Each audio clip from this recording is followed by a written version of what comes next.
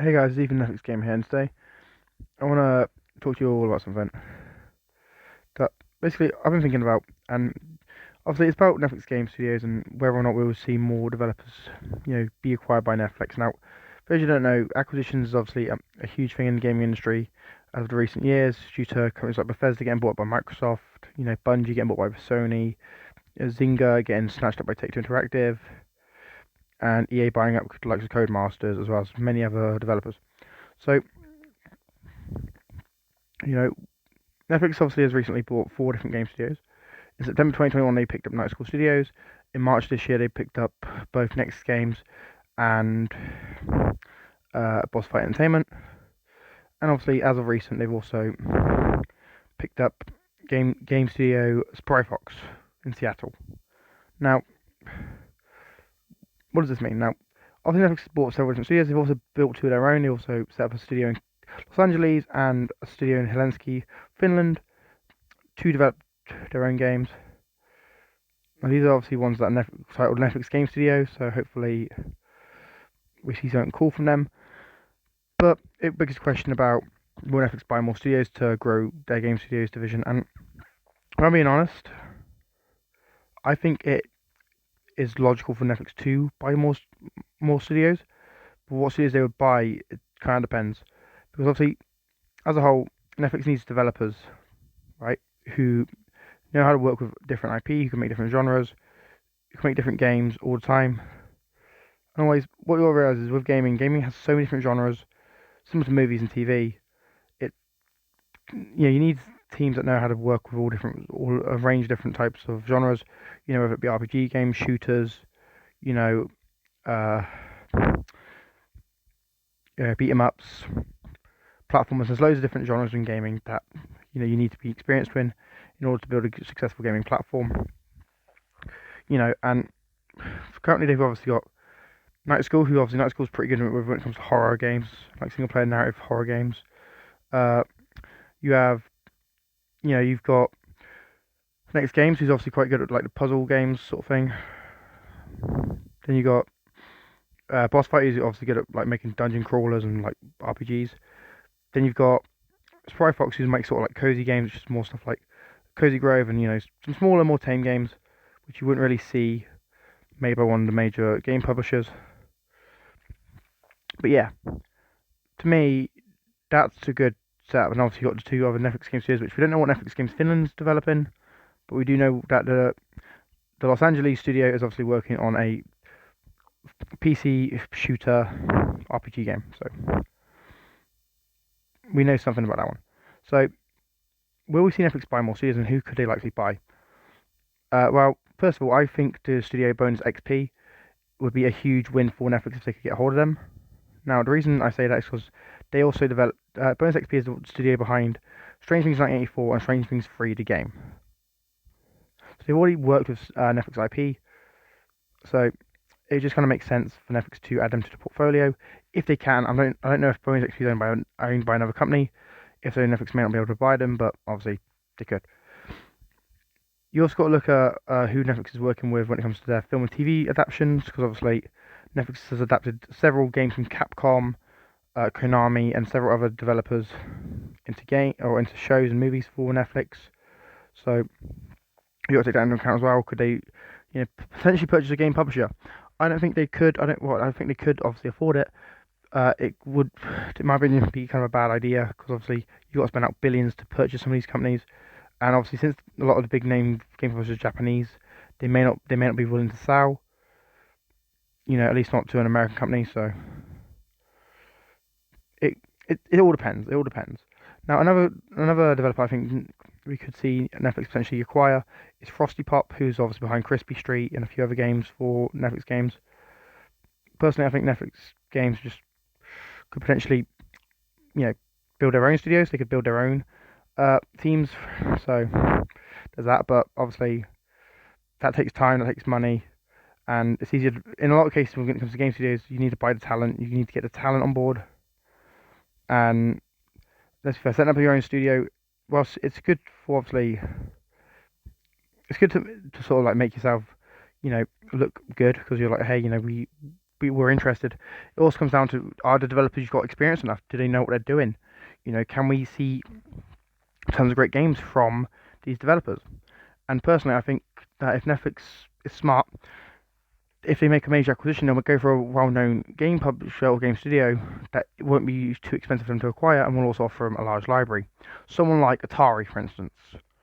But when it comes down to it as well, buying studios also has the problem of how relevant are the games to the audience is. Will audiences actually want to play the games? And I got and what other games could they offer? Because to me personally, I want to see Netflix games offer a nice little variety of stuff. Nothing major. Like I'm not expecting them to be like Xbox Game Pass or anything. I'm just expecting them to offer a nice little variety of titles from different developers. Another studio I think Netflix could probably buy is Paladin Studio, who obviously made the Nailed It Bacon Bash game. Which, I don't know, Netflix could potentially buy a lot of studios, but it also comes down to like what Netflix wants and what Netflix's vision for the Netflix games is. We don't know what Netflix's vision for their own game platform is. They've not said. So we can make all these theories of like, Netflix is going to buy this studio or this studio, but we can't actually confirm anything until then. Not to mention, I do think Netflix is weak in the kids game area. Like when it comes to Netflix games, there aren't many games aimed at kids. So personally, for me, I think Netflix should, either set up a studio that will develop stuff based on like Netflix animation and stuff like Roald Dahl properties, or they should acquire a studio who can work with those more child-friendly games and make them work for Netflix games, rather than to obviously, sort of licensing issues for paying to use IP that they don't own. I know. To me personally, Netflix games is in a really good position with the 6 studios they have. But I'm always open to them adding more. I think them adding more would be good in the future as Netflix games grows. But as of right now, they've got 6 different developers who obviously work on several different games. There's like 15 games Netflix games is developing. I know 14 of them have been confirmed for mobile. And obviously there's 55 games in development for Netflix games in general. So there's that. But we only know 14 in-house. So I don't know. It's just with these acquisition sort of talks, we've got to think about it logically as well. We've got to think about it logically and financially. Can Netflix afford some of the studios that people will throw around? Can they afford to invest the billions in someone like CD Projekt Red to get Cyberpunk and The Witcher? Because can they? That's the sort of questions we've got to ask. Because someone like Frosty Pop or 20XP is probably small enough where Netflix could easily pick them up and it wouldn't look too bad on the balance sheet. But there are some developers where obviously, if Netflix tried to pick them up, it would probably cause them a lot of problems when it comes to financial issues, due to the size of the developer and the value that is around their name and their studios. Someone like Ubisoft, right? Ubisoft's obviously got working on 3 games for Netflix games. They are like $8 billion to buy. So I don't think Netflix could pick them up. But then again, they probably wouldn't be legally allowed to even buy Ubisoft anyway, because Ubisoft, for those you don't know, is a French company, and the French companies have laws about being acquired by non-European companies. So I don't know how that's going to work. I don't know if Ubisoft could ever be on the table for Netflix. I don't know if a lot of developers could be on. I don't think a lot of developers could be on the table for Netflix. There's a lot of developers who make mobile games. There's a lot of developers who make console games. But Netflix obviously needs some developers who obviously they're passionate about their craft. They know what they want to make, and they know how to work with either established IPs like Netflix's Stranger Things or whatnot, or someone that can create something completely new just for Netflix that gives people a reason to subscribe to Netflix to play the games. Because obviously, for those who don't know, a lot of the interest in Netflix games for a lot of people is obviously around games based on their own IPs. And to be honest, that's kind of how I am. I kind of want to see the games based on Netflix's IP. Obviously, you can all tell I've made several videos like talking about the Roald Dahl stuff and the Millarworld stuff and like what they own and what we could potentially see from them. But to me personally, I think I'm not the only one. I think a lot of people want to see Netflix focus on games based on their own IPs. So they'd obviously need someone who understands those IPs, or if they don't do it on their own IPs, they should have someone that knows how to make IPs that are good, that obviously last long when it comes to player enjoyment, player inevitability, and always being in the minds of the players of the games. And personally, I think Netflix Games is in a great position with the 6 years they have. Right, they have hundreds, if not thousands, of IPs to pull from, thanks to Netflix's film studio, animation teams, and obviously wow, stuff like obviously Strange Things and whatnot. But to me personally, do I see Netflix acquiring any more developers anytime soon? I think it's likely we'll see at least one or two studios picked up in 2023. Like I said, probably someone small like Frosty Pop or Bonus XP. No one major. Nothing. I don't expect them to see like a King or Square Enix or anything like that sort of acquisition. That just doesn't seem like it will happen to me. There's just a lot of developers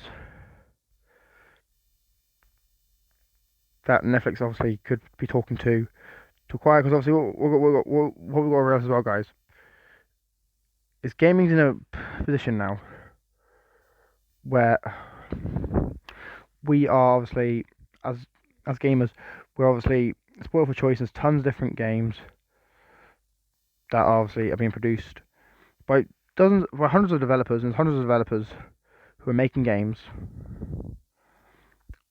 for systems like Netflix, for services like Netflix, services like like Xbox, like PC, like all these different game platforms. And personally, I kind of feel like Netflix needs to obviously snatch a few more up, but I don't think Netflix needs to do it right now, right this second. They're obviously in a really good position, at least in my opinion. They're in a really good position, really strong position, and we could potentially see Netflix, acquire more developers, obviously. But currently, I don't think they necessarily need to acquire anything as of right now. They've already got quite a lot of stuff for them to utilize. But to me, I do hope that Netflix do something to expand their offerings, because there's a lot of stuff that they do offer that we could potentially see, but you never know.